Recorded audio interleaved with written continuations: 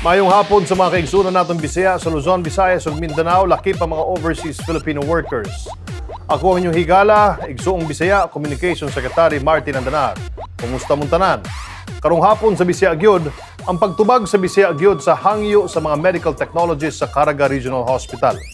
Iambit ang ilang programa para sa kabatanunan. Si Sangguniang Kabataan Barangay Datal Batong, Chairman Aurelio Chloe Dalama. Ug sa atong Bisaya Escapade. Uban nimi sa among paglibot sa Dayasan Water Village sa Surigao City. Puno sa serbisyo publiko ug inspirasyon ang among ihatod kaninyo karong hapon diri lang sa Bisaya Gyud na inyo pud mapaminaw sa mga RMN networks. DZXL 558 RMN Manila, DYHP 612 RMN Cebu, DXCC 828 RMN Cagayan de Oro, DXBC 693 RMN Butuan, DXRS 918 RMN Surigao. Ug makita sa RMN social media platforms Bisaya Gyud Facebook page, pwede sad mo kontak sa Bisaya Gyud sa among hotline number 0947-486-0291. Like, share, and message na dayon. Magsugod na ta sa mga ratsada ng balita. Take it away, Jay. Sa Region 7, ang mga kawani sa Cebu City Department of Social Welfare and Services mi-release sa loan assistance ilalom sa Self-Employment Assistance Program ngadto sa 50 ka mga residente sa Barangay Sirao sa Cebu niadtong Pebrero 22 ning tuiga. Ang maong programa tabang sa city government sa mga katawhan nga nagkalisod tungod sa pandemya. Si Mayor Edgar Labella daan ang mimando nga tabangan kadtong labing nang hinanglan aron inanay makabangon sa ilang panginabuhi. Ang 5,000 pesos na pautang walay interes, diin mahimong data-datahan sulod sa usa ka tuig. Sa Region 10, ang pagbakuna sa mga healthcare frontliners ug senior citizen sa Cagayan de Oro City gilauman na sugdan sa umabot na Hulyo rong tuiga o duulan sa 4 ka bulan human sa ma-deliver sa nasod ang unang hugna sa bakuna. Si Acting City Health Office Dr. Lorraine Neri mikumpirma sa gisulting projected schedule alang sa vaccination rollout sa Dakbayan base sa gipakita ni City Health Office Medical Officer Dr. Ted Yu. Matod ni Dr. Neri, ang task group sa City Hall nag-finalize na sa ilang pagpangandam sa rollout, lakip ang pakigkoordinar sa siyam ka mga pribado o pampublikong ospital sa pagpahigayon sa ilang kaugalingong vaccination drills alang sa ilang mga healthcare frontliners o medical support staff. Ang mga ospital sa syudad, misaad na magtukod og ilang kaugalingon nga vaccination centers alang sa ilang mga empleyado. Usa ka community vaccination drill ang pagabuhaton sa ikatulong semana sa Marso. Sa Region 13, pagbawal sa tricycle sa National Highway lakip sa road clearing operation nga mando sa DILG. Gisugda na sa Department of Interior and Local Government ang pag-validate sa tanang probinsya, syudad o munisipyo nga nagsugod niadtong February 16 hangtod March 2, 2021 sa pagpatuman sa road clearing operation.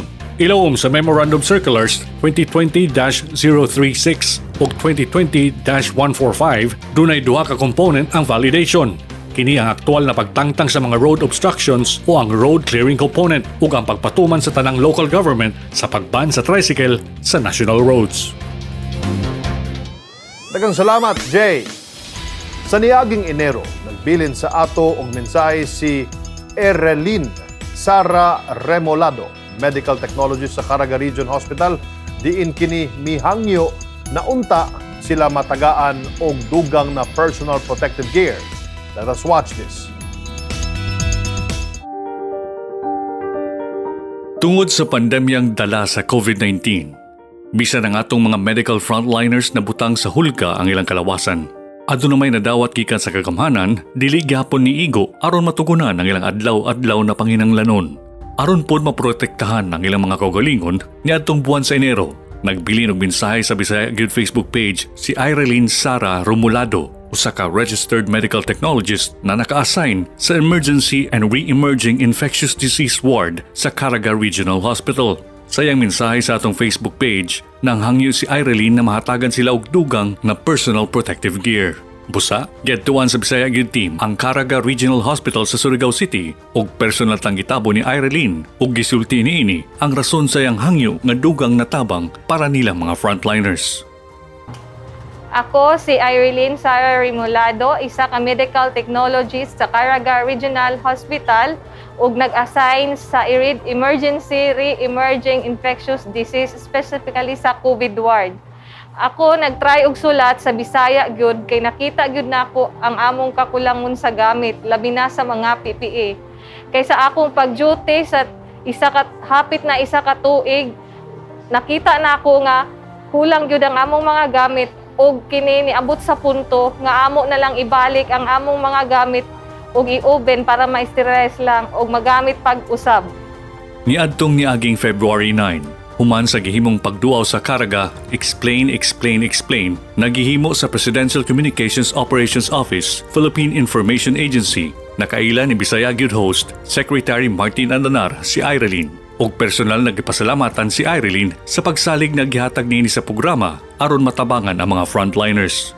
Human niini, sa simpleng hangyo ni Irelyn, ang Bisaya Gyud sa ilalom sa atong Operation Tabang, kita nang hatag og mga face mask, face shields, personal protective gear sa atong mga medical technologists sa Caraga Regional Hospital, labi na sa mga nagserbisyo sa Emergency and Re-Emerging Infectious Disease Ward. Ako mapasalamaton sa Bisaya gyud sa ilang gamay sa ilang tabang nga gipadangop diri sa amua. Daghang salamat Bisaya gyud. Nagpasalamat pod si Aimee Patulin, Registered Medical Technologist ug Laboratory Biosafety Officer sa Caraga Regional Hospital sa gidalit kanila gikan sa atong programa. So in behalf of the Department of Laboratory Medicine, we would like to say thank you to the Bisaya Gyud for the sets of donated personal protective equipment. These donated PPE are very timely because, as we all know, we are experiencing shortage of laboratory supplies as well as personal protective equipment in rendering services to our COVID-19 patients. So with this, we are truly grateful to Bisaya Gyud for choosing Department of Laboratory Medicine as one of your beneficiaries. So to all, I wish that we will help together to end this COVID-19 infection. Kami sa Bisaya Gyud, nakahibalo na dili man igo ang tabang na among gihatag aron maprotektahan ang atong mga medical frontliners, isip tabang na lang pud nila ug aron kita magmalampuson sa atong pakigbisog ani nga pandemya.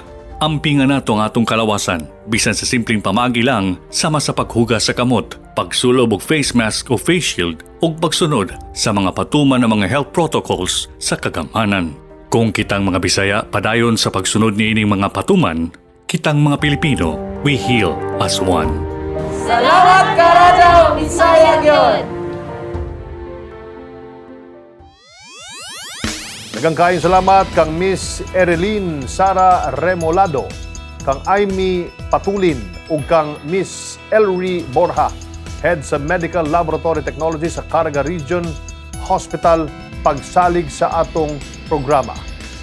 Ug sa atong mga frontliners na wala gihunahuna ang mga kakuyaw na dala sa COVID-19 aron lang makahatag og tabang sa atong mga kababayan, daghang salamat kaninyong tanan.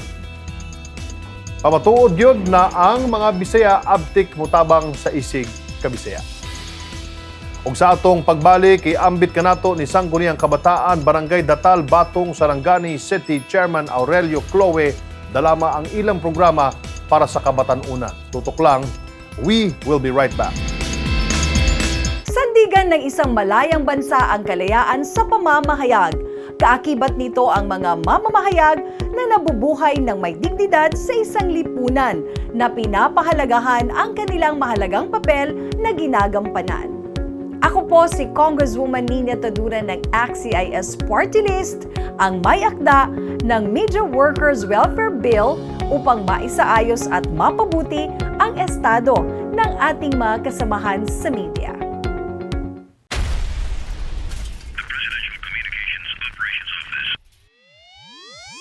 Welcome back mga higala sa Bisaya Gyud. Kini inyong higala Communications Secretary Martin Andanar.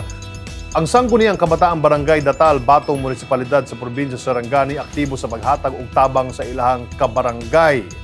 Para makahatag nato og update sa ilahang mga programa og inisyatibo, makauban nato karon hapon si SK Barangay Datal Batong Chairman Aurelio Chloe Dalama. Maayong hapon kanimo, Chloe. Maayong hapon. Chloe, pwede ba nimong i-share sa atong mga watchers o listeners kung unsa inyong mga programa para sa inyong mga estudyante? So maayong hapon sa tanan. Ako di ay si Aurelio Z. Dalama Jr., isa ka SK Chairperson sa Barangay Datalbatong, munisipyo sa Malungon o probinsya sa Sarangani. So ang among mga programa alang sa mga kabatan-unan nga naga-eskwela sa mga eskwelahan sa Barangay Datalbatong. Una na ami activity which is with coordination po ng Barangay Council ng Datalbatong, headed by our Honorable Ronel Enzurilla, na yung entitled Tara na Basa Tayo Kasama ang Konseho. Yun po yung isang programa which is nagatutok siya sa mga kabatan-unan nga mga dili pa kaayo kabalo mo basa. So, usa siya ka way nga with the coordination pod sa mga eskwelahan nga matudloan jud ang mga kabatan-unan, especially katong mga non-readers. O naapod mi ka ng activity nga in line sa COVID-19, which is kami ang nagadala og mga modules paadto sa mga lagyo nga mga schools nga under sa amo ang barangay. Kay naami mga barangay nga layo kaayo, so kailangan sa mga eskwelahan og mga assistant from the barangay council and also sa SK para mahatod jud sa mga kabatan-unan ang ilahang mga modules. Naapod mi ka ng mini library which is magamit pod siya sa mga kabatan-unan sa ilang pag-eskwela, kay pwede sila dito mag-research, pwede mag-print sa ilang mga modules, pwede mag-photocopy, free access po. And also, last year pa po yan na implement, which is implemented with the partnership of Rotaract, Jensen, Stratford International School, and also the Rotaract of Cebu, Puente. Yan po. Aduna pod mo'y scholarship assistance para sa mga senior high school students na nauban under sa scholarship program sa lokal na kagamhanan sa Malungon. Pwede ba nimo iambit kanamo ang proseso unsaon para mahimong qualified niini? Okay.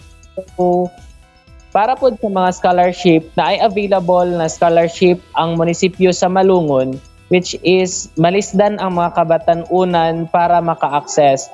So kami as SK Council or isa ka SK Chairman, kami ang nag-a-assist sa mga kabatan-unan aron maka-apply pod sa mga ginahatag nga scholarship program sa munisipyo.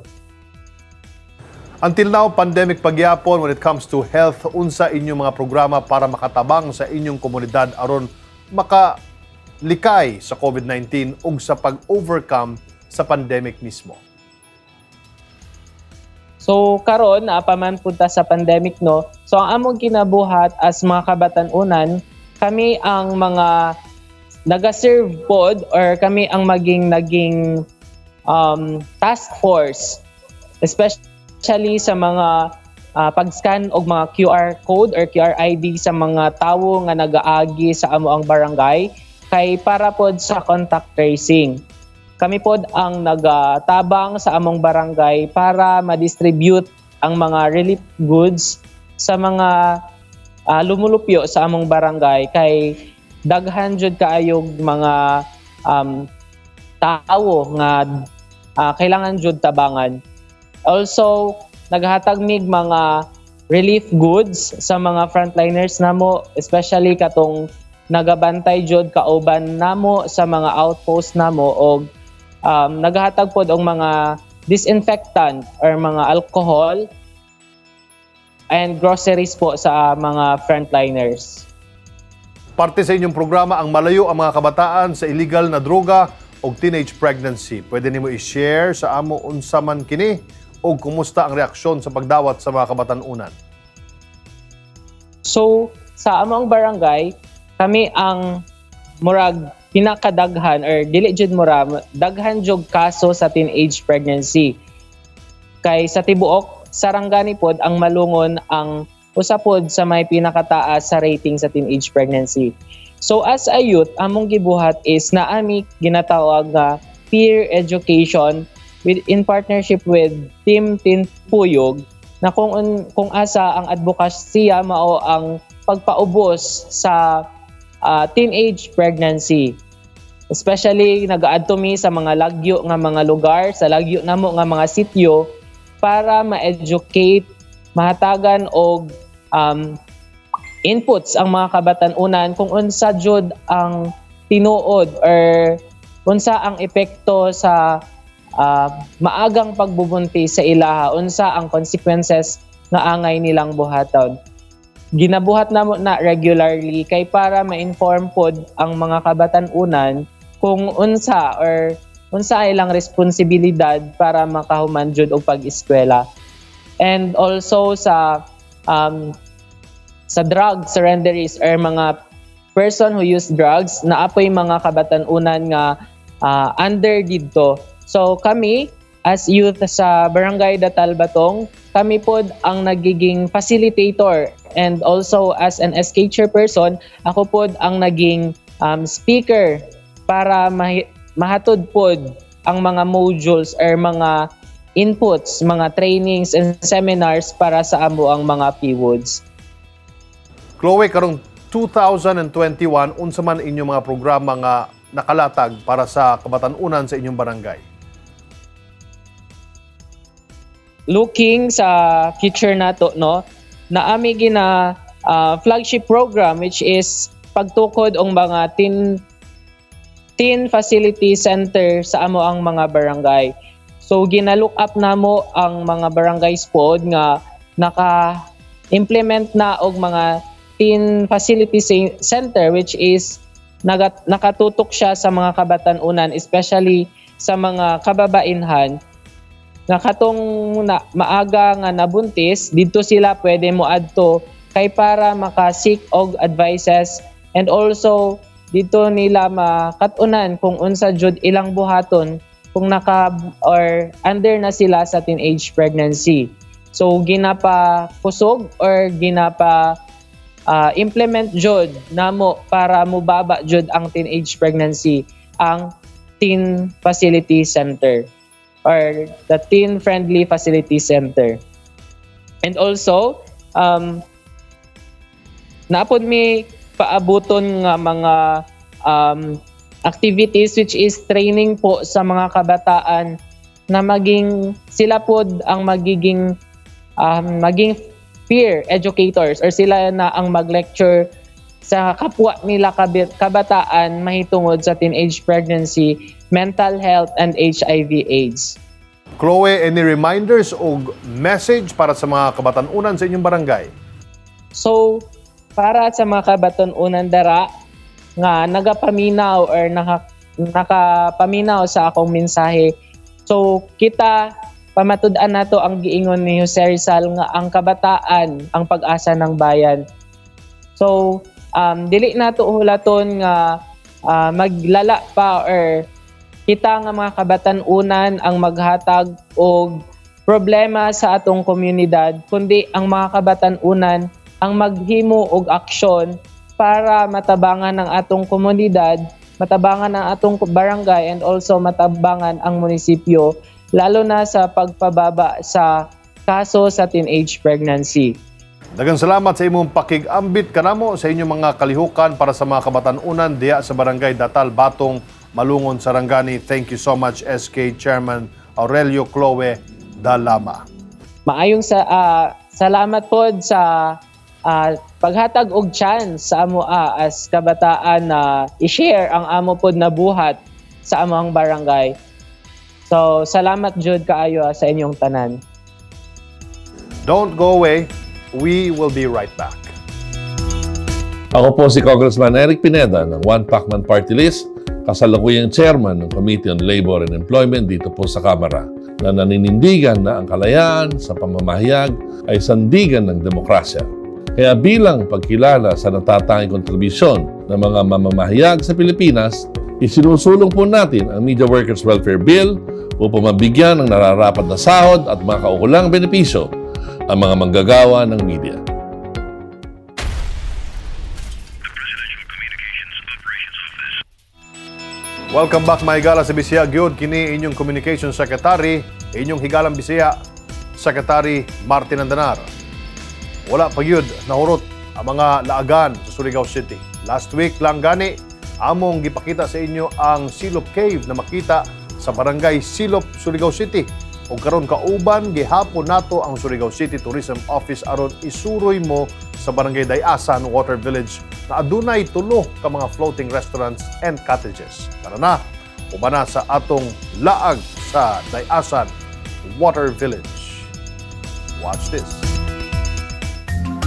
Padayon ang atong adventure trip kauban gihapon ng Surigao City Tourism Office aron ipakita sa inyo ang ilang mga manindot na floating cottages and restaurants. Pero una pa ana, dili lang ang Sulu area ang adunay floating village. Makita sa barangay Dayasan, Surigao City ang usa ka komunidad sa ibabaw sa tubig, ang Little Venice sa Surigao City, ang Dayasan Water Village.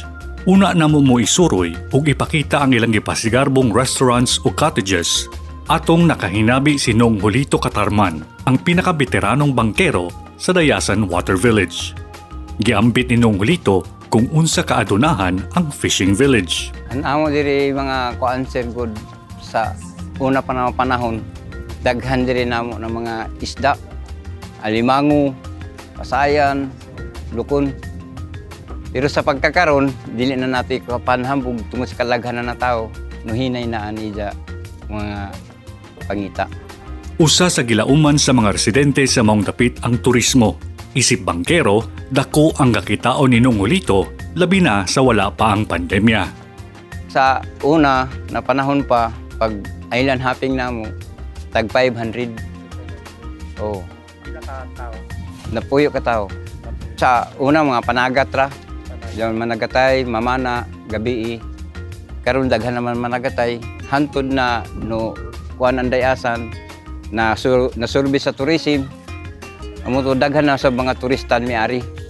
O nagsugod na sa kami og paghimo og pambot kay ya may ila kasakyan sa tourism. Usa nagkuan kami diri island hopping. Sugdan na nato ang atong island hopping at tuwa nato ang tulo sa gipanghinambog na resort and cottages sa Surigao City. First up, ang Denise Cottage. Ang Denise Cottage atong nakauban ang tagya na si Junes Nuguera aron isaysay ang sinugdanan sa ilang negosyo sa tabang sa Surigao City Tourism Office aron mahimong tourist attraction. Okay, sa starting gajud ini mamya gajud ini matujo. Kay laong panan ako ba na para ra lamang ini sa amo kuan jaon bandingan antong kay anamo bayay sa Surigao is gamay ra. Kung mag-party kami, mag-rent kami. So amo jud to na ako ba na nakapagkari ni ja nakita ni ja ini nagana ba ja ini na area. So amo adto an starting. So pagka human adto an mga tao lagi paunti-unti na nagkari sila pero as donations anay. Kuan ba dili gazud kong kay oo kaya man kami kay bayo pilay amo iparent kay amo ra lagi para ijo sab ini ipatan-aw. Amo adto na time ni kadto ko kan Ma'am Merlin an amo officer in charge diri sa Surigao City na tagpakan hinamo pero adto na una ma'am gamay pa ini only ini palagi one length then may gamay sab na amura na letter C left and right agihan ra pero ini ra gazud sanan may gamay namo din na kwarto amo adto so sa hinay-hinay usa pa lang na ha karon sunod natong ipakita ang Candoque Floating Cottages. Relax pod ang offer sa Candoque. Diin pwede kang magpakaon ug mulangoy kauban ang ilang mga gialimahang isda. Nakauban gyapon nato ang tagya sa dapit na sinong Roel Makalulot ug iyang gisulti ang ilang sinugdanan. Nag-start ng negosyo ko 2013 hanggang ngayon ito buo na ang negosyo nga resort. Gipasikarbusad ni Nong Ruel ang ilang affordable accommodation na pwede pong magamit para sa mga events and seminars.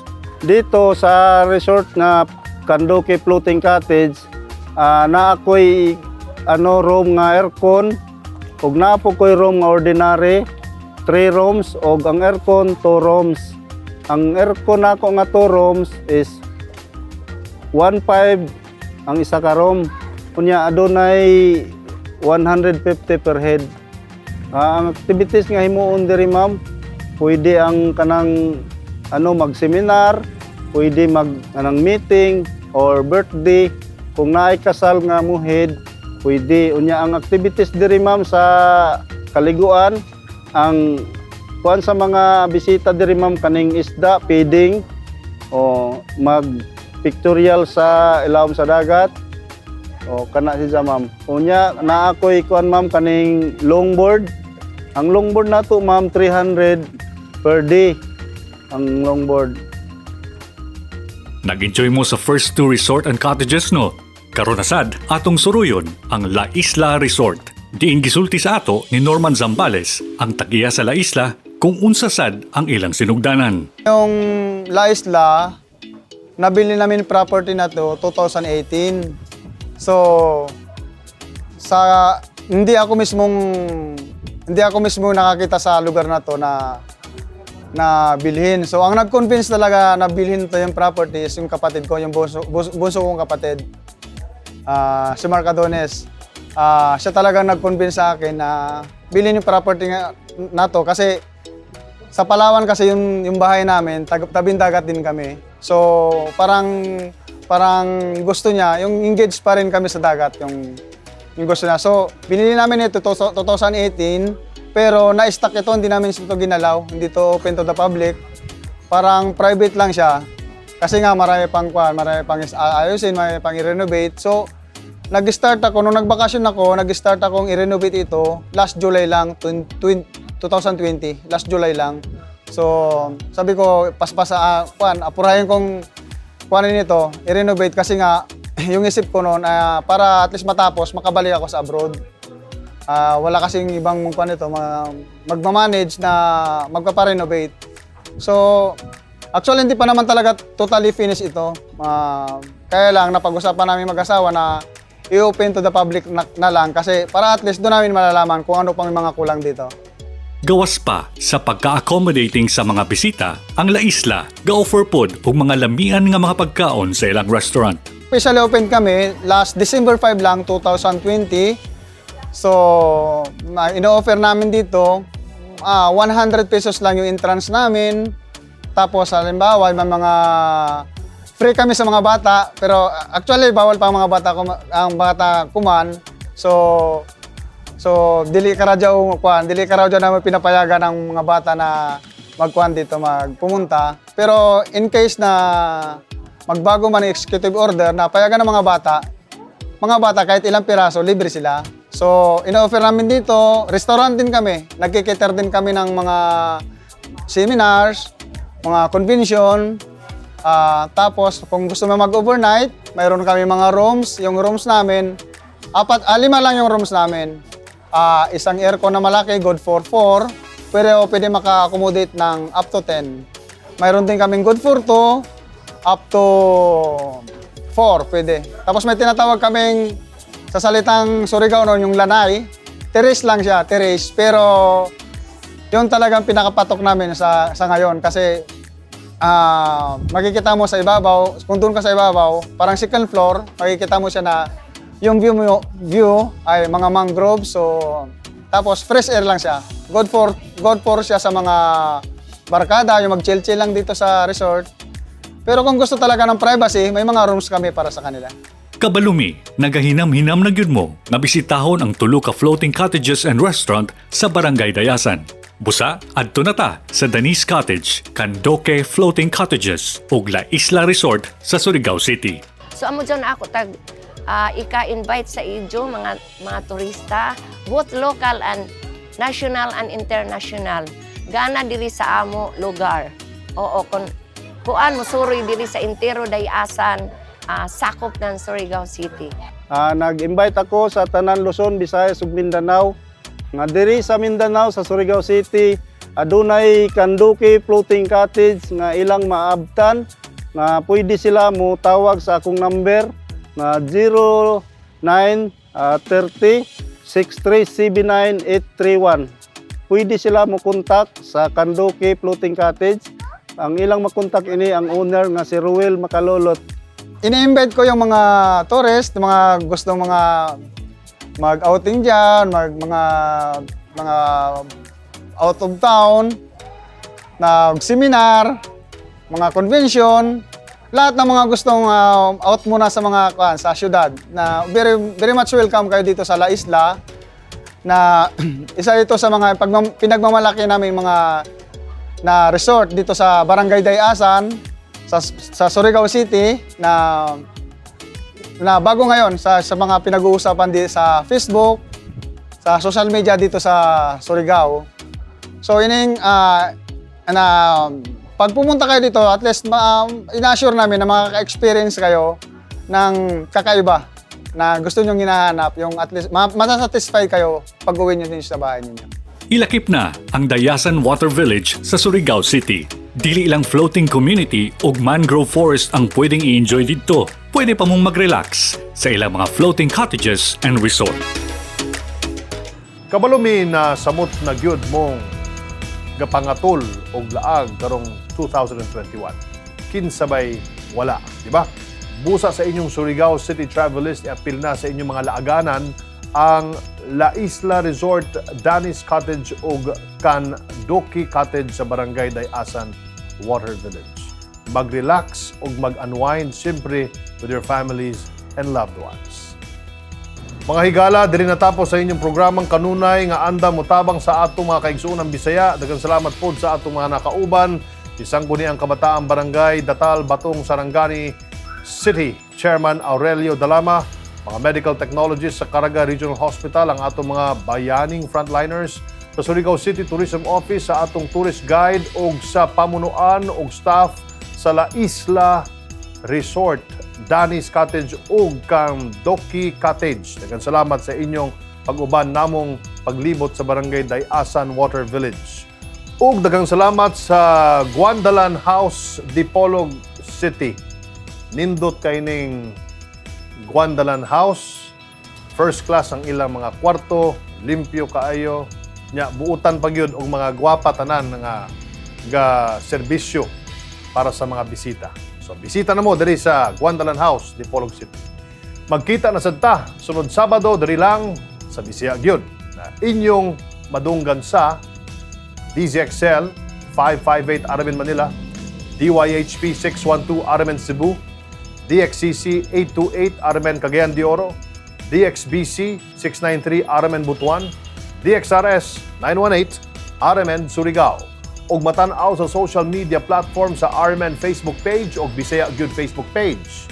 Pwede sad mo kontak sa among Bisaya Gyud hotline 0947-486-0291. Like, share, and message na dayon. Ako inyong igsuon o higalang Bisaya, Communication Secretary Martin Andanar, amping pirmi mag-ampo ug magkita-kita tag-usab. Mga bay, dali lang sa Bisaya Gyud.